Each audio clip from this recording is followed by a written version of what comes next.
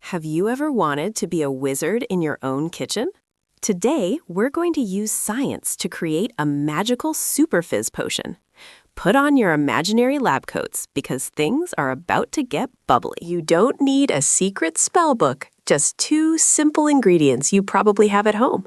We need baking soda, which is a powder, and vinegar, which is a sour liquid. Together, they are the dynamic duo of chemistry. First, meet the baking soda. In the science world, we call this a base. It looks like quiet, sleepy white snow, but it's actually hiding a lot of energy waiting to be released. Next, meet the vinegar.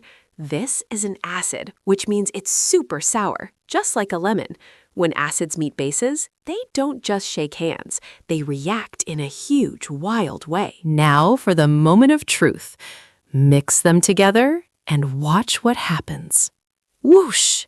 The mixture instantly erupts into a giant, growing mountain of white foam.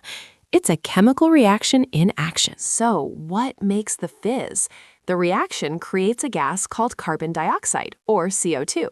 It wants to escape, so it pushes all the liquid up and out, just like when you shake a soda bottle really hard. Want to make it even cooler? Add a drop of dish soap to trap the gas for a giant foam snake, or add food coloring for rainbow lava. The soap helps the bubbles stay big and strong. Now you know the secret to the Super-Fizz experiment. Grab an adult helper and turn your kitchen into a science lab.